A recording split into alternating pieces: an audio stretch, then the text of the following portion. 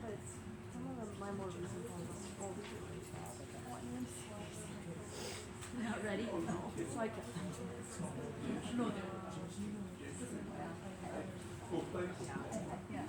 Go all my work out there. Welcome to Major School, everybody. My name is Sarah, and I'm one of the booksellers here. I'm so glad you're joining us to celebrate Stanley Kusunoki, poet of natural life, a poetic field garden, and Marg Walker, poet of So Surprisingly Light, the Small Suitcase of Certainty. A few housekeeping things before we get on with the show tonight. You'll hear from both the poets. Then there will be a time at the end for some audience questions, if you have any. After Q&A, please allow both poets to move to the glass display case that you saw in the front that holds both authors' books tonight. You can get a signed copy there, say hello, and support our poets. With that being said, if you do buy a book here tonight, you're not only supporting our poets, but you're also supporting a locally owned independent bookstore, and we cannot thank you enough. Now finally, please allow me to introduce our poets. Stanley Kusunoki has taught creative writing to young people through programs of the Law, Asian American Renaissance, Intermediate Arts, and SASE, The Right Place. He is the recipient of a Law Asian Inroads Mentorship and is awarded a Minnesota State Arts Abroad Cultural Collaboration Grant to create, write, and perform Beringia, the Land Bridge Project. Hopefully I did not butcher that. I'm so sorry I did. Okay. The Ojibwe performance poet Jameson Mahalo and Intermediate Arts. I'm sorry if I am butchering any of these names. He is the former co-host and curator of the Literary Bridges reading series at Next Chapter Booksellers in St. Paul. Kusunoki most recently was the High Potential Coordinator at Red Oak Elementary School in Shakopee. He lives in Duluth with his wife, Claudia Day. Marg Walker pursues her abiding interest in the human voice through poetry and choral music. During her professional career, she specialized in narrative inquiry as a source of learning for foundations and nonprofits working in the human services and the arts. Currently, she is co-curator of the Midstream reading series in the Twin Cities and a member of the Unity Singers and a cappella ensemble. She has collaborated on programs of music and poetry for public performance, living room salons, and most recently an audiobook. Marg's poems have appeared in numerous publications, and several poems have been chosen as text for music composed for solo, voice, or chorus. Marg has one adult son. She lives with her husband in St. Paul, Minnesota. Please join me in welcoming Stanley and Marg.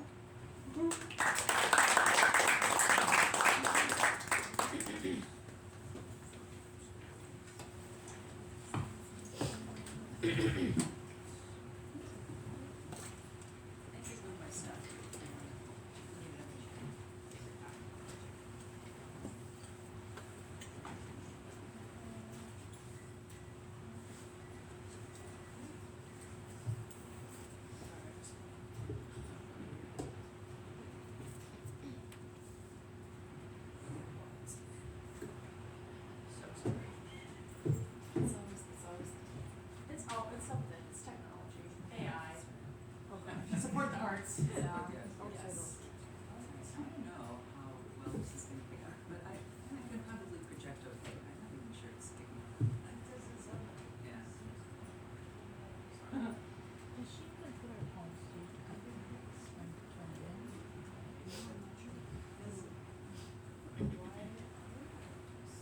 I mean, I'll have the professor see what he doing. All right. I don't know what else nuts. Let's see, yeah, because I have to be read about here Yeah. to have it be heard at all. Well, yes. With shades and some leaves. Forest. Okay. All right, we'll see. We'll see. Okay. Yes, I'll try not to spit on it, Stanley. So, but life is surprisingly uncertain, so you just never know. Yeah, I don't know. Well, I have my new book is called So Surprisingly Light, the Small Suitcase of Certainty. And the title, I think, probably says a lot about what's in the book. Took a few years to write it and assemble poems that have made sense and go together, and you'll hear some of those, of course, tonight. And I just feel like our lives are really full of sometimes sudden unwanted change, sometimes good change. Certainly, sometimes there's a sort of a gradual realization that things you thought were true turn out to not be true, or else you just matured and figured it out differently 40 years later. So there are a lot of things that change over time if we're willing to acknowledge that we might have been wrong in our first impressions. So, some of those are the topics that I've written about in this book. The first one I'll read is of that nature. This is one of 3 poems in the book with the same title, and it's about a close relationship I had from which I wanted to differentiate myself from this other person. It's called I Thought at the Time, and this, as I say, 3 poems with that same title. I thought at the time we were nothing alike. From the port in Maine, I called to tell of the brilliant sea, the thrill of running the rigging, how I slept under stars on the bony island and learned the languages of wind. The tiller seized in my calloused hand. I don't understand you, she said. I could never do that. Yes, I thought, good. Now, a found photo. Her floral dress is trim. She pulls the rowboat's oars, tosses her curls, laughs at the camera's lens. This was before she bore children, more than she wanted, and I was one of them. All right, I'm going to try again to not, without holding the microphone, I might have to stoop a little bit. Remember the pandemic? It was not too long ago, and I remember particularly the early days when nobody knew anything, and we didn't know how we were going to navigate it or how much danger we were in, and you remember how you weren't sure what day it was or what you were supposed to be doing, and people would say, oh, it's Blur's Day. Did you use that phrase? It's just what it felt like. It was very strange. This poem was written during that time, in a liminal time. I can't make sense of this smear of days, this slow motion film. I want it to end, but not with a whimper, yours or mine. I want to walk with lightness in my step as before, to stand on the quivering planks that span the gulf between now and what may come, and not look down. I can't. On the far bank, something animal locks its eyes on mine, gauges danger, whose, turns and slips into the thickness of trees.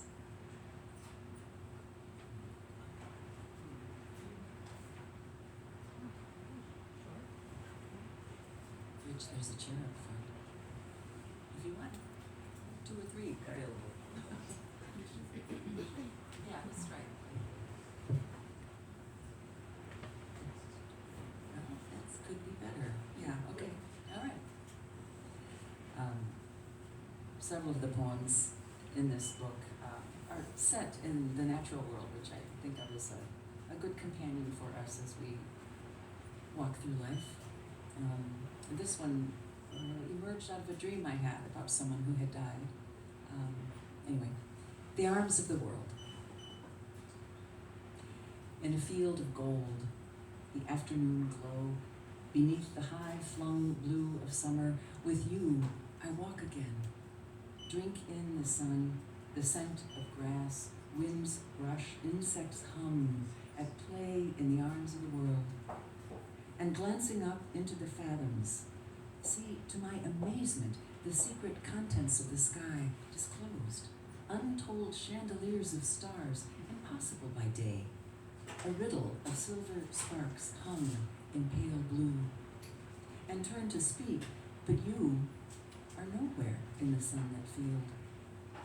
Ah, this is the sudden truth of it, and the wonder.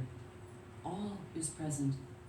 All I've known moves with me through my days, the unseen no less my compass and my essence. Let me not fail to praise these veiled and layered realms not skim as stone does over water, or water over stone, but belong to all affections.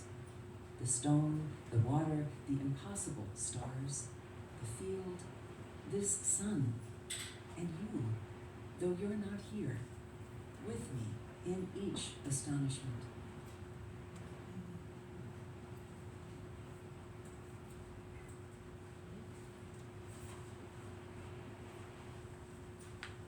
This next poem I'll read is in 4 little short parts, and I modeled it on a poem by Galway Cannell called Hide and Seek, writing about his childhood. I thought it would be kind of interesting to see what little snippets I could recall about games that I played in childhood. So I cleverly titled this Childhood Games. 1. On summer days when it was raining, my sister and I played double solitaire on the bedroom floor, our concentration marked by card slap and rain spatter. Hands flew like startled birds. Our little brother, decidedly too young, we allowed to serve us lemonade, cookies if available. 2. One night, Dad and I played Chinese checkers by the campfire. He watched me build, move by move, my game-winning play, then blocked it. I flung the board off the picnic table, marbles scattering into the woods. I'd been such a calm child until then. 3. Let's play hunter, Grandma. You be the deer. 4. After lights out, my sister and I played unauthorized games like Escape the Bad Guys or Capture the Runaway Horses until our rowdiness drew attention, then switched to whispering stories of ourselves in another time and place. The fruits of our fancy, ripe and ripening. I love to think about growing up with my siblings and how we interacted with one another. And I said to my sister, she's 2 years older, and we shared a bedroom as I was growing up. I told her one time, I don't know, 10 years ago maybe, gosh, I just loved that. You know, it was really neat how we played this. And she said, I hated that. What? I had no idea. Things we keep to ourselves. Anyway, she nevertheless is the subject of the next poem. I'm imagining some of you in the room may have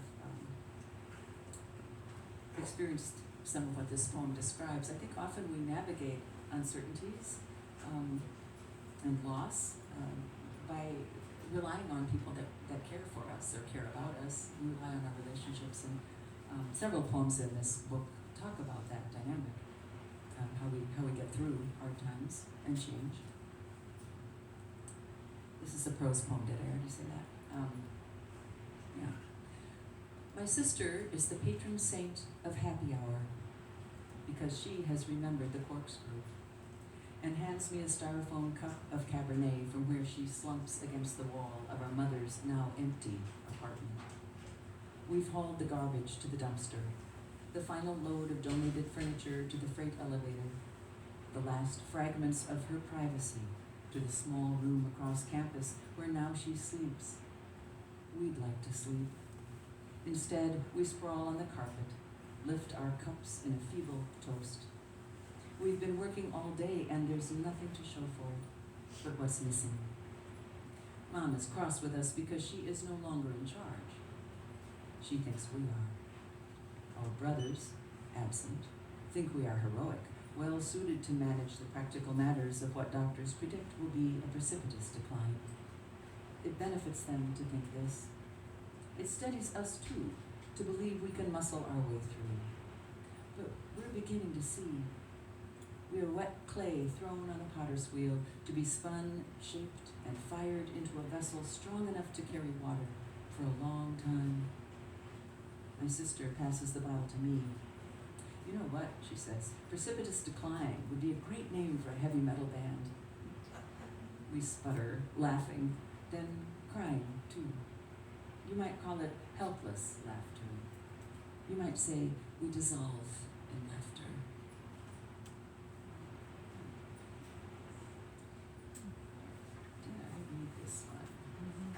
tags on here, and I'm not sure I'm following my own directions. I think I am. All right. The bio that Sarah read for you mentioned that I am a singer, a choral singer, not a soloist.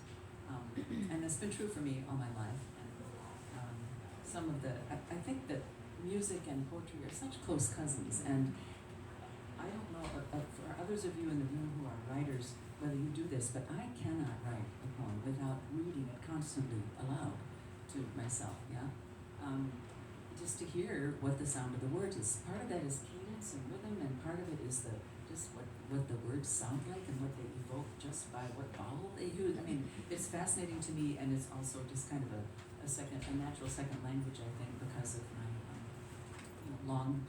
many years of choral singing. So that shows up occasionally in my poems.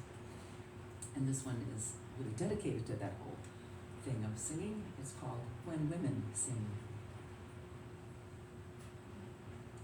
When women sing, their bodies sway like swells on the sea, so strong as the muscle memory of rocking babies.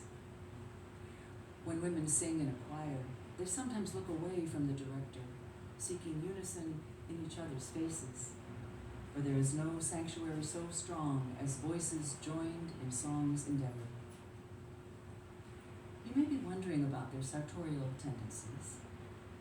At rehearsals, women wear a variety of shoes, from Birkenstocks, alto, to sparkly sandals and clever boots, soprano. Just kidding, both voices are super tired of that cliche. When women sing torch songs in the privacy of their homes, soprano or alto might be cleaning the toilet, wearing baggy jeans she couldn't quite throw out, might weep without warning, having lived the lyrics' story. When women sing together in a quiet, ready place, love pours out of them, like sunlight, soprano, like earth itself, alto.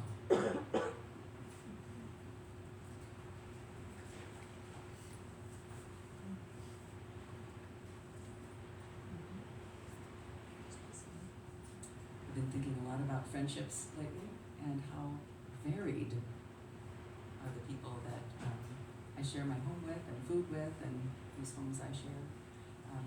So I wrote a poem dedicated to the various kinds of friends that walk through my life, and when I finished it, I realized that I was one of them here, and I'm like that friend here, and so you might find yourself in some of these lines as well. We're not just one thing, and we're not just one thing to any friend. We are a variety of things. Friends, the one who arrives with flowers, the one whose thoughtfulness is itself a bouquet, the ones who don't mind if you forget their birthday, and the ones who do. On the first morning of your camping trip, the one who helps you clean all the raccoon shit out of the car, whose window was left open overnight, and the one who wakes up an hour later, emerging from the tent in a cute outfit and asking, "Is there coffee?" The ones who find themselves fascinating. The ones who quietly rise to help with the dishes at the end of the evening. The ones who stay too late, eyeing the last unopened bottle of wine. Sometimes the ones you choose don't choose you back, and you have to live with that. You wake from a dream with an indecipherable grief, something about not having a ticket or not being invited somewhere. Or was it that you asked for the wrong thing, or how the sun shone on the back of someone walking away? The rare one who helps you grow, especially when you don't want to. The one who can name the constellations and certain planets, but chooses instead to stand with you in silence beneath the dark envelope of sky. When a crisis upends you, the one who will drop everything but the baby to be at your side. The one who listens and does not look away, who leans forward, saying, "Tell me more, please." Thank you very much.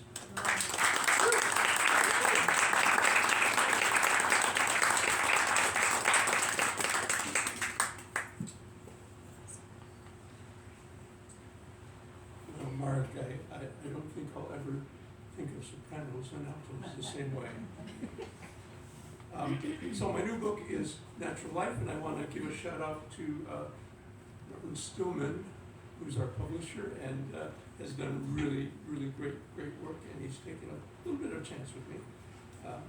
But it's called Natural Life. My last two books, one dealt with the COVID shutdown, and the last one, Social Studies, dealt with a lot of politics and ranting.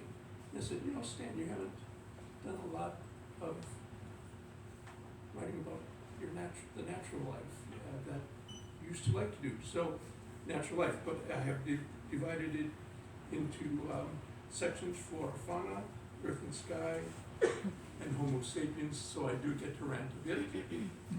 And then, like Marg, I have a section of little bitty poems, wee poems from sky, and I think I'll read those.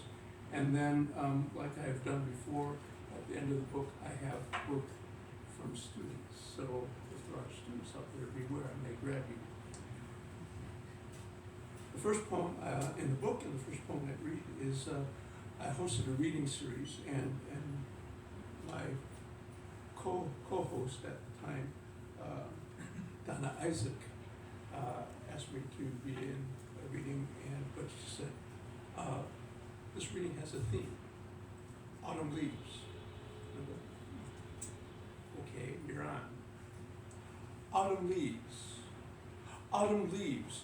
It leaves too soon. This dip of time from summer's swelter to the whirling snows of winter. This year, we fear time ever more fleeting.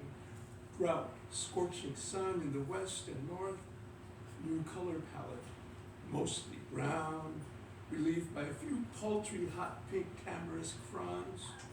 Coneflowers, dusty, meteorologists muse on the changing foliage while we anxiously watch the crowns of aspen for sunlight gold, flickering crimson tongues of flame on maple and sumac. We yearn to soak in all the colors, store it like a bulb deep in memory.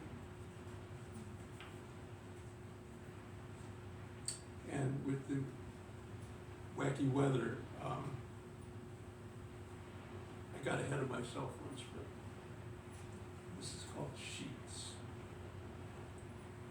Ghosts in the garden, old torn sheets like spirit skin, skeletons, not bone, but pepper plants, basil, toad lilies, and patience, Japanese painted fern, like ancestors assembled for Memorial Day weekend.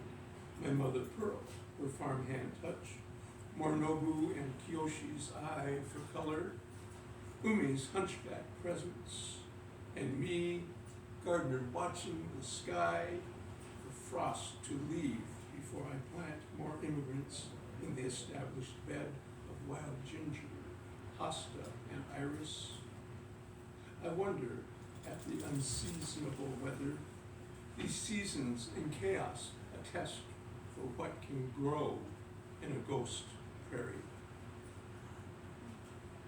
Okay, we're going into the geographical section of the sky, and during COVID, we were shut in, and Black Friday was like, oh, we get a chance to go and mask up and go shopping. No. Leaving Black Friday. We are leaving Black Friday, the crowded mess and stores, just more COVID havens, and traffic jams of folks cooped up too long.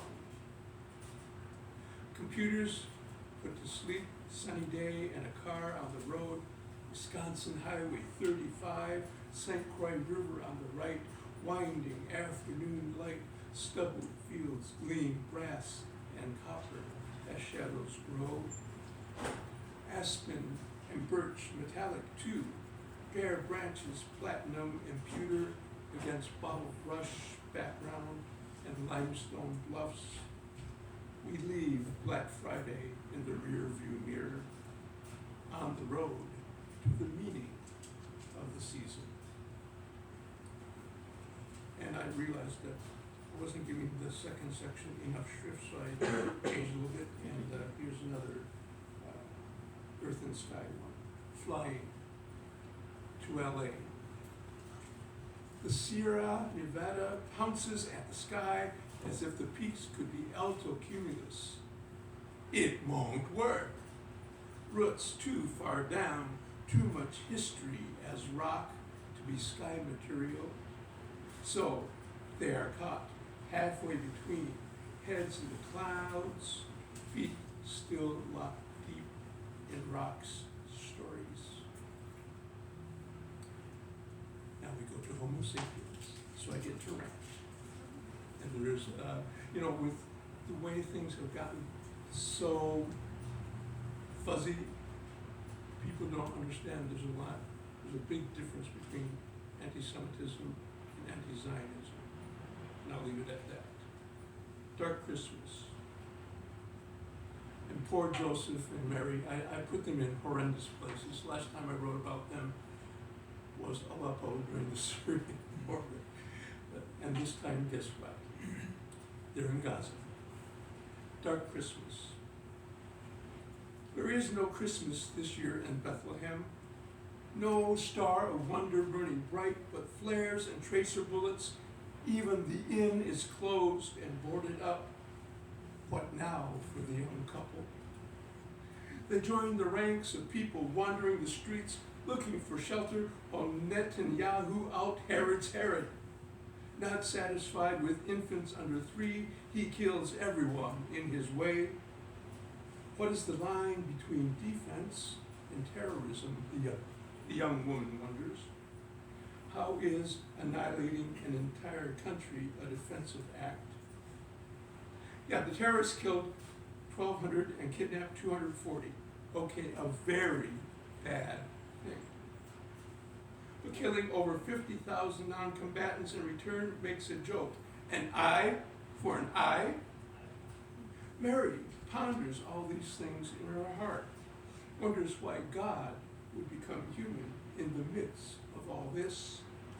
And not just this one place, everywhere it seems. Disruption, chaos, and destruction. Even nature reveals its Kali side.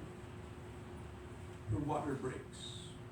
Joseph frantically searches for a safe place, settling on an abandoned Toyota pickup. Not a manger with fresh hay, a charred vinyl seat, the welcoming bed for the new child. And then Mary understands. This world out of joint, the clash of brother on brother, the greed for power, the neglect of the needy, is the reason God has come to earth. She recalls someone saying hope. Not the wimpy sentiment, but muscular, resisting, rising to action hope. A non-violent insurgency. So much to ask of an infant in any one human. She looks up at the smoke-filled sky and finds she is humming a melody, centuries old, anew, magnificent.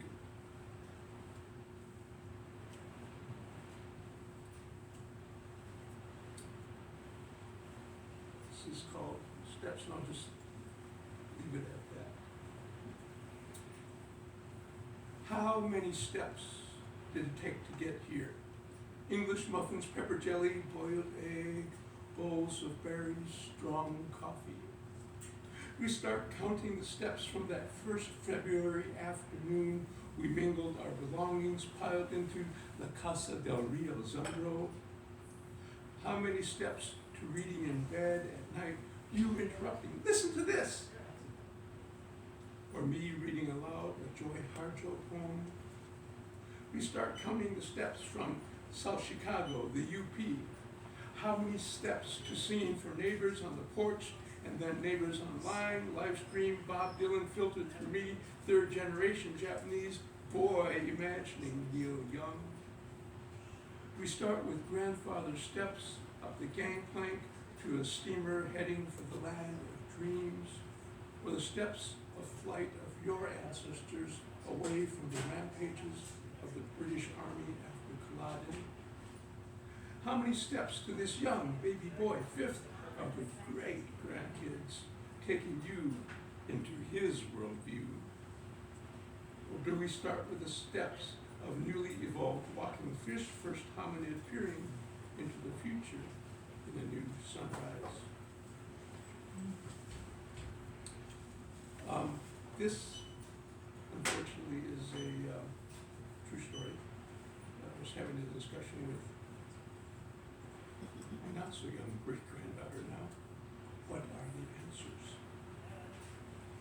She talks about self-harming, matter of fact, the weather report, the football score.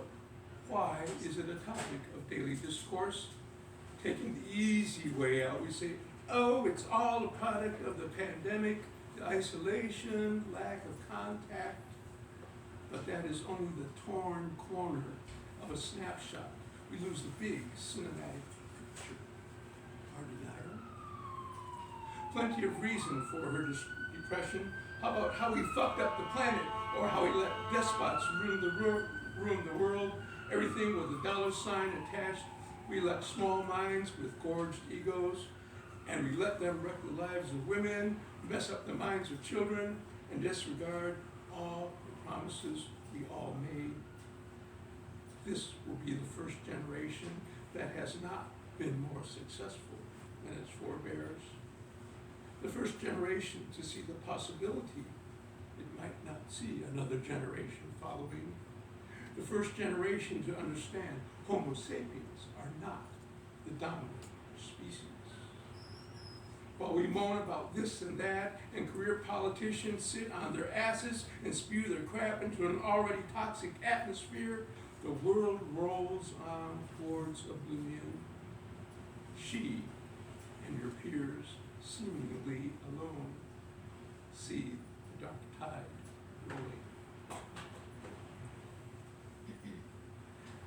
Do two more, and was told, well, you should try to inhabit somebody else and take over usurping their culture. But I was asked to write a poem for the retirement of an ELL. Do we have any teachers here?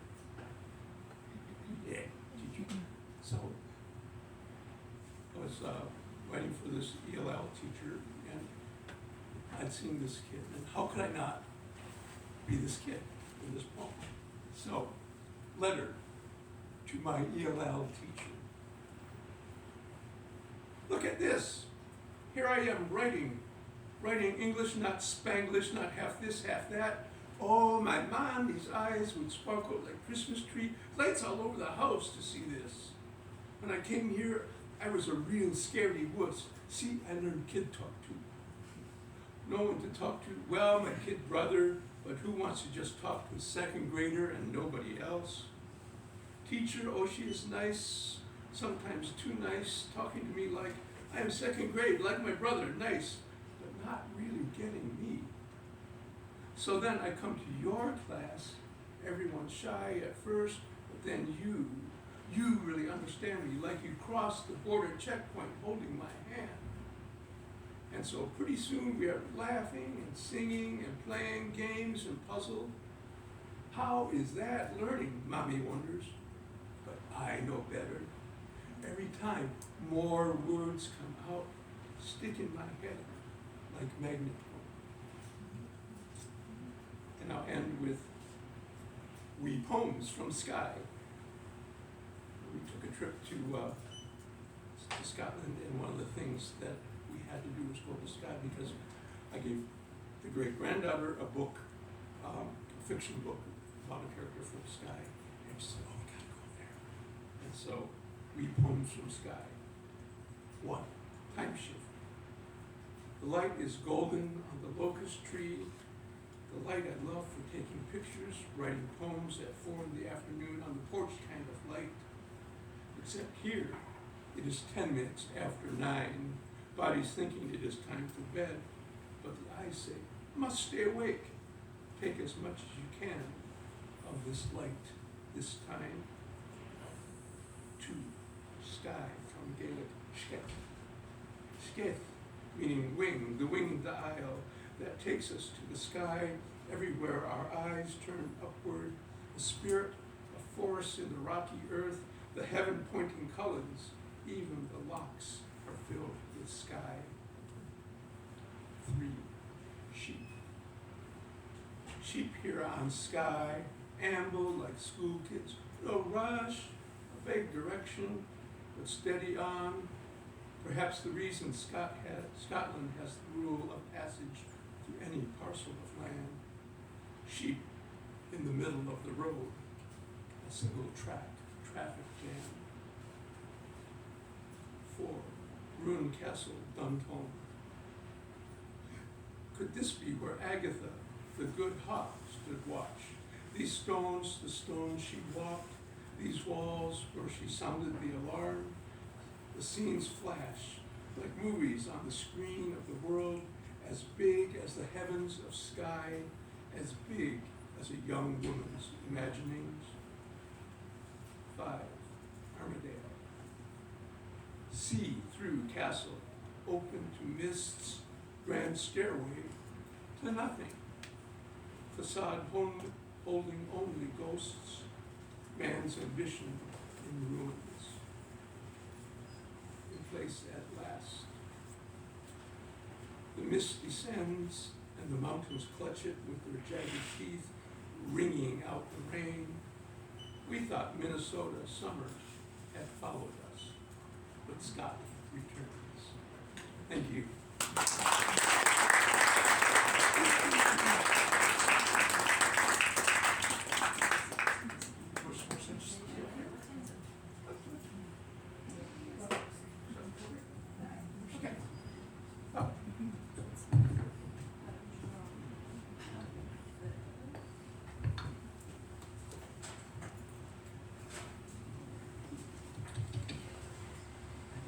To ask you, Stan, how your book came to be, because you started by saying it's different from other things you've done. It sounded like you were intentional about this kind of subject matter. Well, in writing, it probably does to you pulls, and so I realized that I had gotten away from writing about nature, and especially since we're in the process of moving to Duluth, with the lake and everything. So I've got to get back to that. And so I came up with the idea of natural life, and then I thought, wouldn't it be cool if we could make it look like a National Parks field guide? And so my cover designer took that and ran with it, and I think he did a fabulous job with it. But yeah, it's you can say I want to do this, but it's really the poems that are going to take you and what gets you in the head. And thankfully this time I think I needed a break from doing nothing but renting stuff. But and you know, everyone says, well, what's your process? But how do you come about saying, well, that's not a poem, this one is? I hope I get that right. I'm not sure I always do. Well, I guess no, that's not true. I guess I would say, let's say I'm trying to write a poem and it just doesn't feel right. And then I spend some time trying to edit it, and I think, no, this is not about editing, making it prettier or making it sound. It's like it doesn't have anything important to say yet. So it's not done. And only when I think of this image of like a tuning fork, you know what those are? You honk it against your head and it rings it. Is it a C? I don't even know. But anyway, it makes it a tone, and then you think, aha, I've got it. It's ringing. So now it's worth revising and worth thinking through. What is it that's not yet on the page that needs to get there in order to make it into a poem? So I pitch a lot of things into the gutter and don't look back. Yeah, and you mentioned, and I agree with this, that poetry, and my students hate this because they write a poem and they say, oh, we're done. I said, you're not done. They go, it's there on paper. What are you talking about? The poem is not done until it's shared out with the world and it becomes part of the atmosphere. So you have to read now. And they go, you didn't tell us that. No, that's part of the process. And so, going back to what you were saying about poems and music, and especially since you are a singer, how does that inform your approach to writing? Well, I mentioned that the sound of words is really important to me, and I think it really is like a second language that I don't think about very much. When I was working on my first book, one of my readers said, "Wow, I can tell that your mom read to you, or that you were read to as a child." I'm like, "Really? I didn't know that." But it's just like the rhythm of language was so embedded and in an emotional way. But it's true. I mean, my mother read to me. My sister, I think, read to me too. But just to be in that sense, that emotional safe place and a place of resonance where things came in a certain way, I think that probably imbued the language with something that was important to my spirit. So I think I love cadence, and I love every once in a while throwing in an iambic pentameter line just to kind of mix things up a little bit. But I have written really pretty serious rhythmic poems, but I don't like them very much. I like much more free form, and sometimes really short. I've experimented in my new book with little different structures from time to time, and that was good for me to break out of what felt comfortable and trying. But it really, a lot of it is the sound of words. And I think another thing that I love about music is that you don't have to understand the language of it for it to have a message for you. If you're listening to something beautiful that's sung in Italian, maybe you don't happen to speak Italian, you still get such a huge, it's like, where does that feeling come from? It's just from something that's happening in the art form itself. And I think that poetry can do some of that too. But there's just, so the sound is just really, really important to me in my writing. I'm thinking too that my book came together in a different way, I gathered, from yours. When I finished my first book, and I neglected to also thank you, Norton, for accepting, and Norton Press for accepting my first book, which, I didn't get started. I'm new to the dance. I started writing in a serious way after I retired, and so I've written a lot of poetry in my life, but, this and that, and not too much. So I wondered, can I make a book? And when Norton said, "Yep, I guess you have one here," that was great. And I thought, well, maybe I can do it again. I just sort of kept going. But I didn't really think about what is it that I want to write next. I didn't think about that at all. The poems pulled me, ideas came, and I began writing. And after I had a bunch, I thought, I wonder if they are adding up to something, if they begin to relate to each other in some way. So I took myself on a retreat and spent 2 or 3 days just spreading them all out and saying, what are they talking to each other at all, or what's in here? What do I seem to be writing about? And that's when I thought, oh my goodness, I am writing about change and loss and uncertainty. The title of my book came to be on that retreat. It's a line from a poem in my first book, in which I was writing about a sudden and very unwanted change that a friend of mine went through. And I was trying to say, we're going to be there with you. So surprisingly light, the small suitcase of certainty. What are we there for as friends if not to be there for each other and help each other through it, and also give each other space when we need that space to be alone. So I realized I was writing a lot about that and similar themes, and also processing a lot about my mother and my relationship with her, and what I was so smugly sure of when I was 20, and what I understood differently now that I'm no longer 20. So anyway, I realized that I had a bunch of things that did relate to each other and could relate to each other, and then what else was missing from that story, and then assigned myself in a way to write some of those missing pieces. And that's how this book came together. But I didn't know what it would be at all when I started. So great. I get the feeling you put a lot of thought and work into crafting the poems.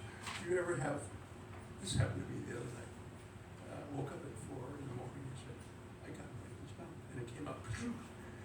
Does that happen? Rarely, and never at 4. Never at 4. Okay, 2. You know, I have a lot of friends who say this, or it's not necessarily about writing poetry, but, you know, they go, oh, I was up at 3:30, I think, you should have called me, you know, I'm up. But, I sometimes have things come out semi-whole, or at least ideas, phrases, stanzas when I'm walking. So this is one of the great uses of an iPhone, to send myself usually an email, so I don't have to retype it, rather than a voicemail. I'll just send myself an email and dictate into my phone what I think is the beginning of a phrase or a stanza or an idea. So it can come to me that way, but it's rarely coming out whole. Okay, you know, we've been talking, I wonder if anybody in the audience had questions or comments? Don't be shy, we can take it. I'm also shy. Willing to answer questions, so. Oh, come on now. Give us some wait time on the teacher. I'm gonna start calling on you students. I've got a question. Yeah. Where do your titles come from? Oh, you know, titles are really important to me, and they're always the last thing. I don't know how to answer that, Claudia. They just, sometimes they are from, you know, a line or a phrase in the poem, often not. Sometimes I want a title to provide a bit of context that I don't want to spend the first stanza having to explain. Like in the poem that I read tonight, my sister is the patron saint of happy hour. I never mentioned that it was, until quite a bit later, that it was my sister. I wanted that right out of the gate. You know, I wanted people to know that. The poems titled, I thought at the time, really obviously have a theme, and they all begin that way. Here's something that I used to think about, or used to think was true, and no longer do. I love titles. They're very important to me. And my trouble is when I change them, which I do a lot, before I'm ready to submit them somewhere, then I can't remember what I called it. I remember the first title or the second title. I can't find it in my files because I renamed it. I don't know what it is. Anyway, so that's important. And also exits, the last line of the poem. Very, very important to me. I spend a lot of attention on those things. Teacher? Just wondering if you would answer the same question. Oh, well, you know, titles, yeah, well, this particular one just came because I wanted to write more about the natural world, and so it made sense, natural life.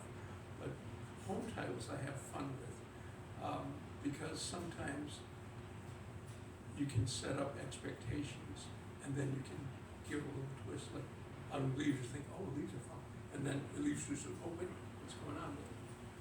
And so that was my, wake up at 4 in the morning poem. I did another riff on that, where Autumn Leaves starts with, actually there's a jazz song called Autumn Leaves. And it starts with that being sung, and by the end of the poem, Autumn is the character, and she leaves. And you're not gonna find it. Oops, I gave it away. But that'll be coming in a couple of books. Jean? Who are your favorite poets and why? Oh, geez. I will say,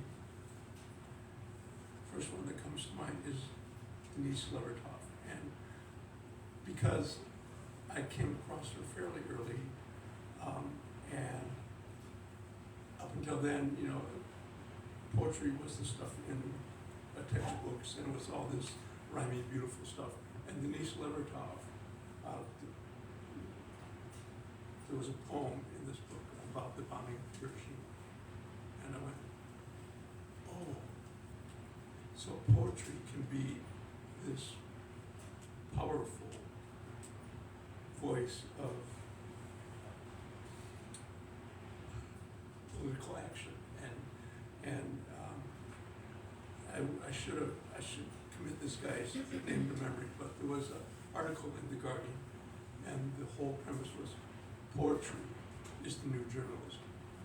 And so if you want to know what's going on, don't necessarily listen to your newsfeed, but listen to what the poets, and I will expand it, what the artists are saying and doing and showing, because that is where reality is.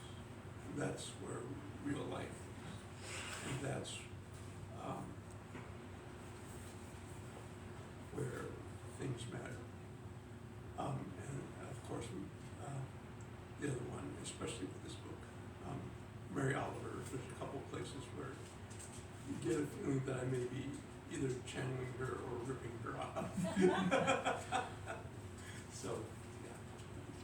That is a really impossible question for me, partly because I've never studied poetry in a formal way, and so I read what I come across. I love to poke around in bookstores and find people I've never heard of and read 2 or 3 poems and decide, should I buy this book?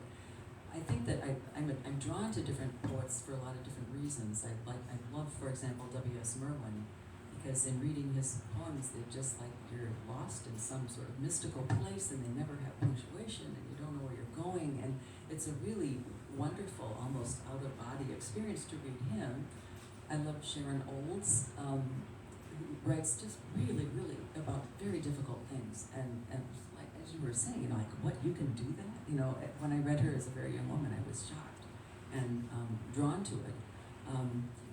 I think every poet that I have enjoyed, I guess the common denominator would be poets that I think I cannot write like that. I don't know how, and it draws me into some place that I don't know how to go by myself. So the poet is taking me somewhere that I otherwise can't go. Yeah, and it is daunting in this community.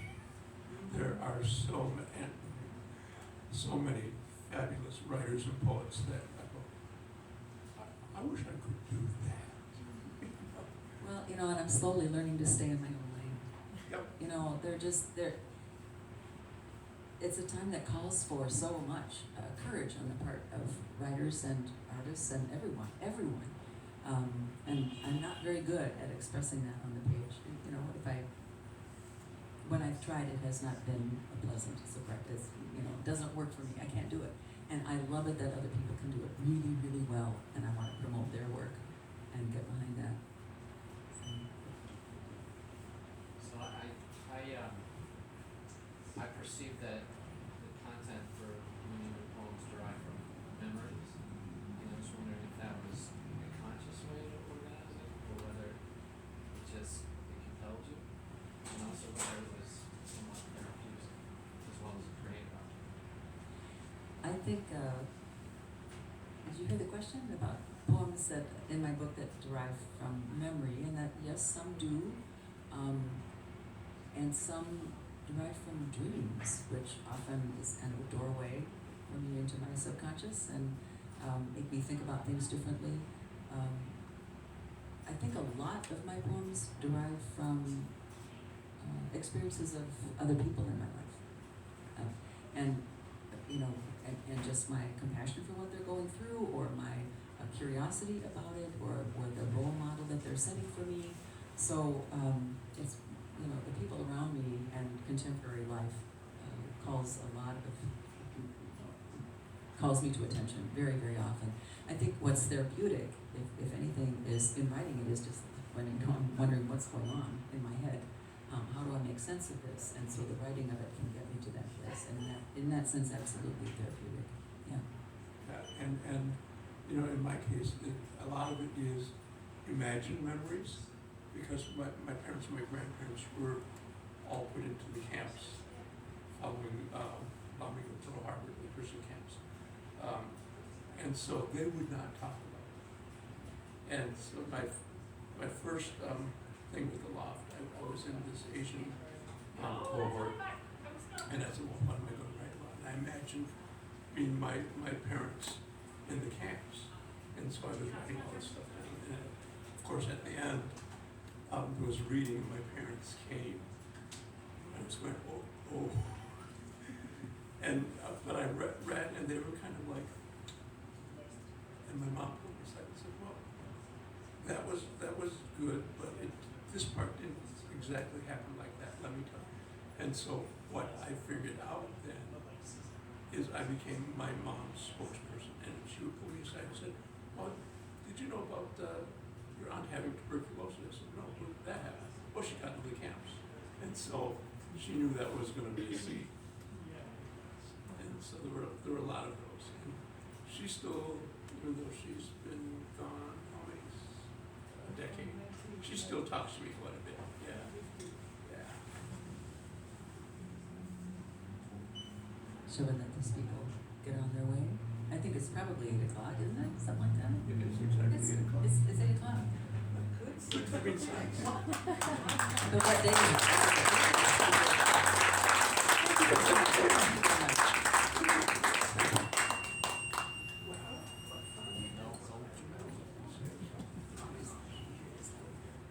That's great news.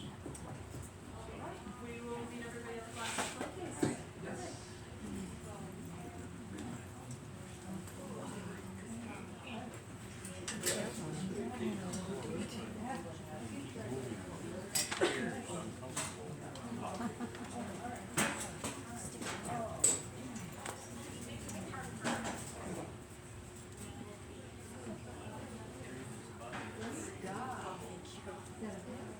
He's a man. Named Oak. Oak, yeah. Oak, like a tree. Like a tree, yeah.